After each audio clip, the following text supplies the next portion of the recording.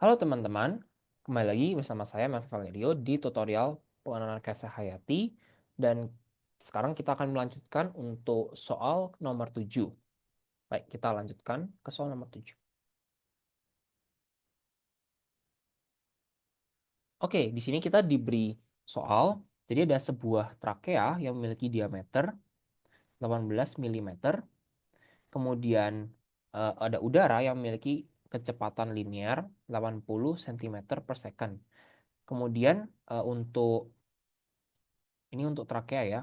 Untuk bronkus itu 1,3 mm dan kecepatan di bronkus itu adalah 15 cm per second. Jadi ini kecepatan di trakea. Nah, kita disuruh calculate volumetric flow rate, mass flow rate, dan juga molar flow rate dari udara melalui eh, beberapa daerah di sistem pernapasan gitu ya. Jadi caranya adalah kita harus ubah ini dalam satuan yang sama, yaitu kita standarkan ke SI ya. Berarti untuk gitu DT-nya adalah kurang lebih 1,8 kali 10 pangkat eh, minus 2 meter ya. Kemudian velocity-nya adalah 0,8 meter per second. Untuk dB-nya 1,3 kali 10 pangkat minus 3 meter, dan untuk VB-nya adalah 0,15, 1,5, maaf, ini 0,15 meter per second ya. Oke, kalau sudah, kita bisa mencari volumetric flow rate, yaitu kita bisa gunakan rumus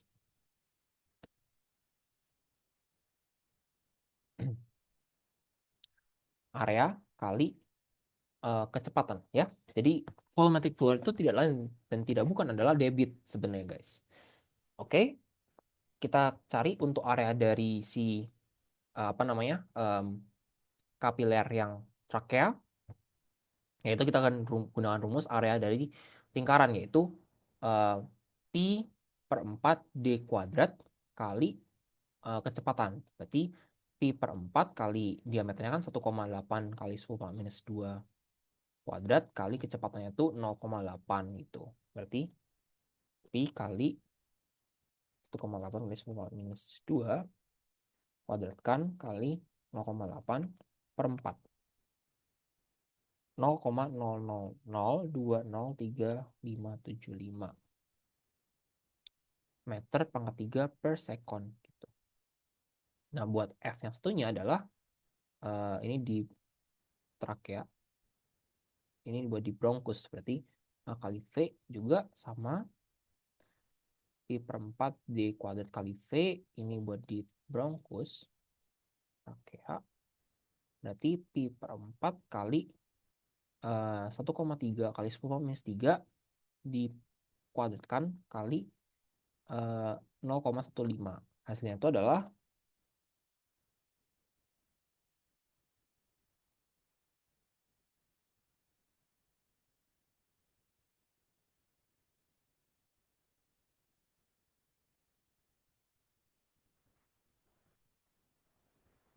sebesar 0,000000199 meter pangkat 3 per second ya. Itu buat volumetric flow rate. Nah, untuk mass flow rate berarti kita bisa mencarinya dengan mengkalikan ini dengan densitas ya. Kenapa densitas? Karena anggapnya ini adalah suatu volume, kita mau ubah ke massa begitu. Nah, kalau kita mau ubah volume ke massa, maka kita harus kalikan dengan densitas. Berarti kita perlu densitas dari udara. Jadi aku kalikan sama volumetric flow rate. Nah, di sini diketahuin, di sini nggak diketahuin kalau uh, berapa massa densitas dari udara. Oke, densitas dari udara adalah let's say di suhu ruang 20 derajat itu 1,204 kg per meter kubik. Berarti kalikan 1,204 kg per meter kubik kali 0,000203575 ya. Kurang lebih itu um,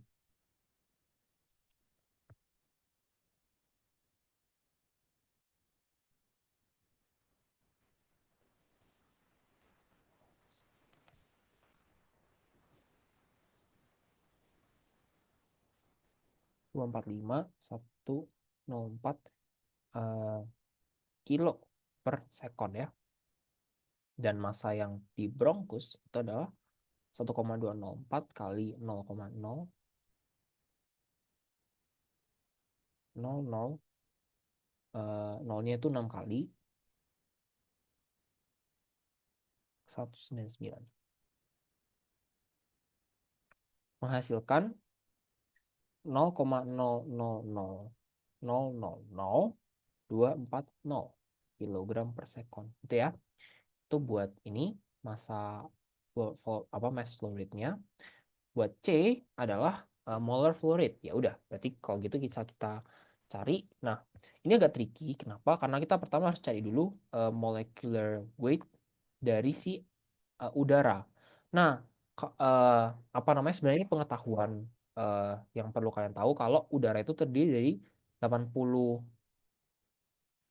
eh udara itu terdiri dari 70, kurang lebih 78% itu nitrogen dan 22% itu kurang lebih adalah oksigen gitu. Nah, jadi untuk itu kita bisa cari massa molar udara. Berarti em, kurang lebih 0,78 kali 14 tambah 0,22 kali 16 gitu. Jadi 14 itu massa molekulnya N, 16 itu massa molekulnya O. Berarti 0,78 kali 14 ditambah 0,22 kali 16 gitu. Menghasilkan kurang lebih 14,44 gram per mol ya. Jadi ini apa namanya? Molecular weight-nya udara.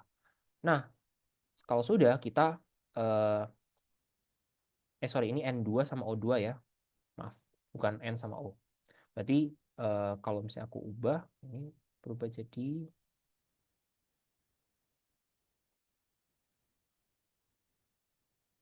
28 kali 32.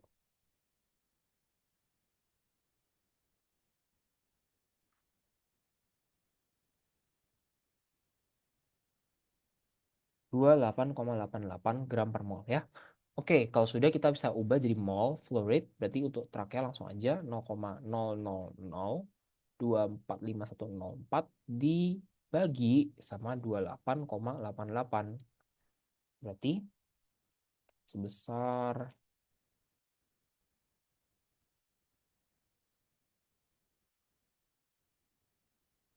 0,00008487 mol per sekon. Terus untuk yang bronkus, ini aku langsung aja 0,0-nya 6 kali 240 dibagi sama 28,88. Kurang lebih hasilnya itu 8,31 kali 10 pangkat minus 9 mol per sekon gitu ya. Nah, ini hasil dari perhitungannya. Oke, terus ditanya juga untuk D, calculate the Reynolds number ya. Jadi kalau kita mau cari Reynolds number, kita gunakan rumus ini. Nah, itu D V rho per mu. Oke, Reynolds number itu fun fact aja, dia adalah dimensionless number gitu. Jadi kalau misalnya kalian mau mengetahui apa namanya, pola alir dari suatu fluida, kita gunakan Reynolds number. Jadi kalau Reynolds number itu di angka tertentu, yaitu lebih dari 20.000, kita katakan aliran itu turbulen. Tapi kalau di bawah dari 4.000, kita bisa katakan aliran itu laminer begitu. Nah, kita bisa coba kalkulasikan, berarti Reynolds number-nya segini, rumusnya berarti kalau kita masukin untuk yang di trakea itu berarti um, berapa tadi? 1,8 kali 10 minus 2 kali kecepatannya itu 0,8 kali tadi densitas udara itu 1,204 dibagi sama viskositasnya itu 1,84 kali 10 pangkat minus 4 gram per sentimeter. Berarti kita harus ubah jadi kilogram 10 pangkat minus 3 dibagi sama sentimeter ke meter itu 10 minus 2 gitu. Berarti kalau aku hitung, ini kurang lebih kita dapat hasilnya tuh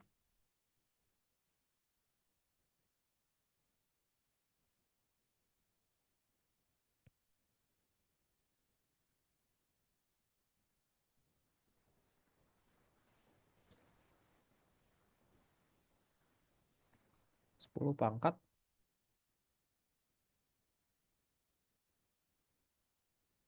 3 ya. Jadi 940 Reynolds number-nya itu. Gitu. Oke, ini kayaknya nggak cukup tempatnya. Aku coba kerjain di sini atasnya. Untuk E, berarti kita ditanya em, buat yang, sorry, buat D juga, kita tanya buat yang bronkus. Jadi kurang lebih sama dimasukin. Aku di sini langsung kalkulasiin aja. Em, ini kita punya diameternya kan 1,3 ya. Terus kita apa namanya? em, kalikan dengan velocity-nya itu 15. eh sorry, 0,15 ya. Kali 1,024 sama 0,204 bagi sama 1,84 ya. Oke, terus kita cari hasilnya tuh 0,1276 kali faktor konversi dan kawan-kawannya itu sebesar 10 pangkat minus 3 dibagi sama 10 pangkat minus 4 kali 10 pangkat minus 3 per 10 pangkat minus 2. Ya, berarti 10 pangkat minus 5. Berarti kali 100 ya. Hasilnya itu adalah 12,76. Oke, jadi itu hasilnya buat Reynolds number di bronkus dan di trakea begitu. Oke, mungkin kita lanjut ke soal berikutnya. Nah, di sini kita diberikan 4 tangki di UTS 2024 ini.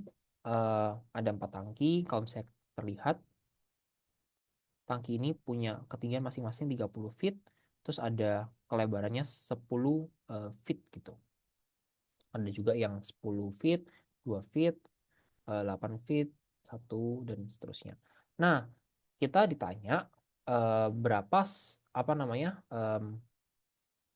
ini ya pressure di setiap base of the tank. Berarti untuk pressure di sini kita tinggal apa namanya gunakan rumus rho GH gitu.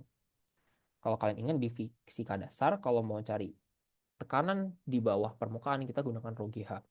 Nah, rho di sini karena ini air berarti kita bisa asumsikan ini satu ya, 1 gram per mili atau 1 kilo per liter atau 1000 kilogram per meter kubik ya.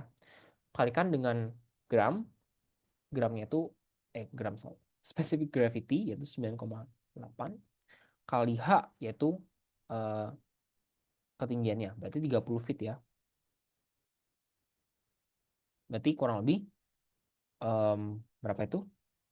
Oh ya, feet ini harus diubah jadi meter dulu berarti dikali sama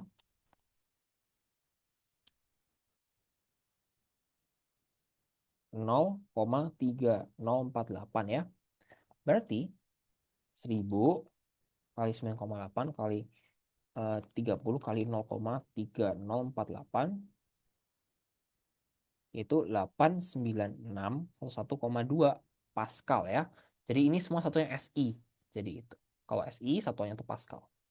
Oke, di yang A ini buat PA, buat PB itu 1000 kali 9,8 kali 10 kali 0,3048 kurang lebih sama ya.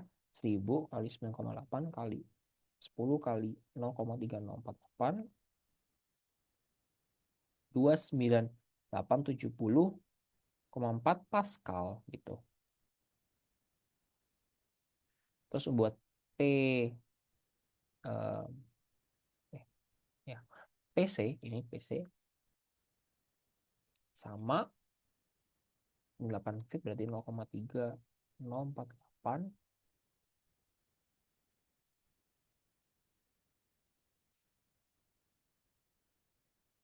itu itu 23896,32 Pascal. Last but not least, em, ini yang D itu langsung aku hitung aja. Dia 10 feet juga berarti dia 29870,4 Pascal gitu. Oke, jadi ini eh, nilai-nilainya. Lalu kita disuruh menentukan em, apa namanya eh, relationship ya antara yang di sini PA dan PB gitu. Nah, PB itu yang ini sama ini. Berarti eh, P yang itu PA itu 89.000 kurang lebih Pascal itu nilainya lebih tinggi daripada ya PC gitu kan yang 23.000 Pascal gitu. Jadi itu hasilnya. Kemudian specific gravity of H2SO4. Oh, ya, berarti kalau misalnya kita apa namanya? Oh, sorry. Ada perbedaan ya. Jadi di sini tuh nah, buat eh, row-nya itu enggak 1.000 di PC sama PD. Di PC dikatakan itu adalah dia terdiri dari sulfuric acid gitu ya. Jadi kita bisa eh, apa namanya kalikan row-nya itu adalah dengan specific gravity. Nah, kalau kalian ingat specific gravity itu adalah eh, row dari H2SO4 dibagi dengan row water itu. Berarti row-nya H2SO4 itu adalah 1,834 kali 1.000, yaitu 1834 kilo per meter kubik. Berarti ini adalah 1834 1834 kali 9,8 kali sekian sekian sekian. Oke, bisa kita hitung buat tekanan yang sebenarnya di sini. Berarti ini kurang lebih hasilnya tuh 54782 Pascal. Kalau yang satunya tuh hasilnya 43825 Pascal. Berarti kalau atau disimpulkan PA lebih dari pi C gitu ya. Oke, jadi itu hasilnya buat soal ini. Jadi cukup simpel gitu. Oke, kalau itu kita lanjutkan.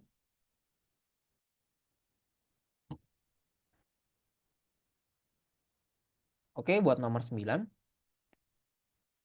seorang pria 40 tahun ke hospital, terus dia diinjeksikan antibiotik itu 5.882 miligram itu. Oh, ini soal yang tadi ya. Eh, Nah, ini kita lanjutkan ke soal C sama D gitu. Nomor C,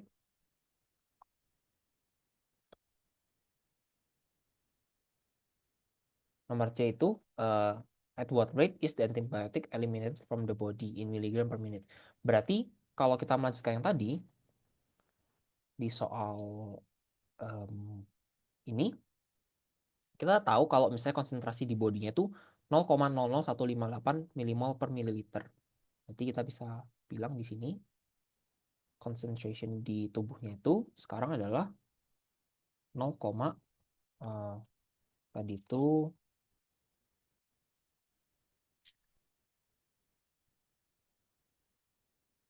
0,0 0,1343 mol per liter atau 1,343 milimol per liter ya.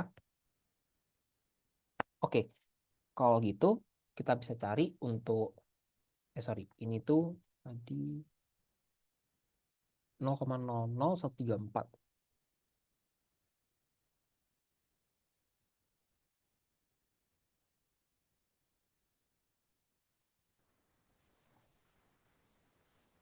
0,00134 milimol per mililiter ya.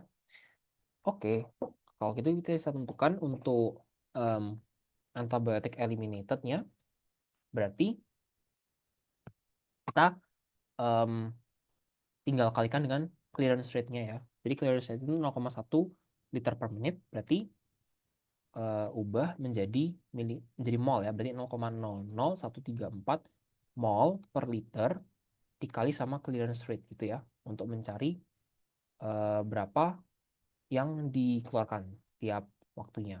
Jadi eh, mol out 0,00134 kali 0,1 ya. Berarti 0,000134 mol per menit. Nah, kalau kita mau ubah jadi massa pun bisa. Jadi 0,000134 kali em, massa molarnya tadi 22. Sorry bukan. Tadi 372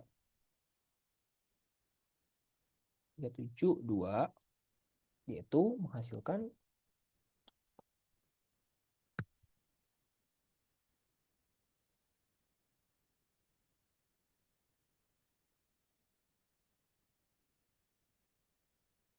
0,04985 eh, gram per menit gitu. Jadi tubuhnya mengeluarkan sekian massa dari obatnya tuh, atau sekian mol dari obatnya per menit. Oke, buat nomor D, typically after the initial dose, multiple day course of antibiotic X is given to treat the pneumonia. How do you think that the clearance rate of the drug would be affected uh, if the patient was an alcoholic? Oke, em, oke. Jadi eh, ini bukan soal hitungan ya, tapi soal teori. Jadi apa namanya? Kalau misalnya orang itu adalah pecandu alkohol, eh, berarti kan organ yang paling bekerja dalam tubuhnya itu adalah liver, ya. Karena liver itu yang mendetoksifikasi, sebenarnya mendetoksifikasi dan mengkonversi etanol dalam tubuh menjadi bentuk yang tidak toksik gitu. Jadi hatinya akan bekerja lebih keras. Nah, kalau misalnya hati ini bisa bekerja lebih keras, maka clearance rate-nya itu akan tentunya em, lebih meningkat ya, lebih meningkat gitu ya. Jadi hatinya terus bekerja keras sehingga clearance rate dari tubuh pun meningkat. Berarti kalau clearance rate itu meningkat, otomatis si drug ini akan lebih kurang efektif di tubuh. Kenapa? Karena waktu tinggal drug ini di tubuh semakin menipis gitu. Semakin banyak drug yang dikeluarkan. Sehingga untuk drug ini mencapai sampai ke sel-sel yang membutuhkan itu kurang gitu dari seharusnya. Sehingga kalau misalnya dia apa namanya pecandu alkohol, sebaiknya mengurangi konsumsi alkohol saat meminum antibiotik tersebut. Begitu. Jadi itu untuk soal 127 ya. Oke. Em, ya, mungkin itu saja dari em, apa namanya beberapa soal-soal yang kita bahas di kesempatan kali ini. Semoga tutorial mengenai KSH ini cukup membantu dan bisa menambah wawasan. Jika ada pertanyaan, boleh tulis di kolom komentar dan nanti akan aku jawab. Oke, sekian dari saya dan terima kasih.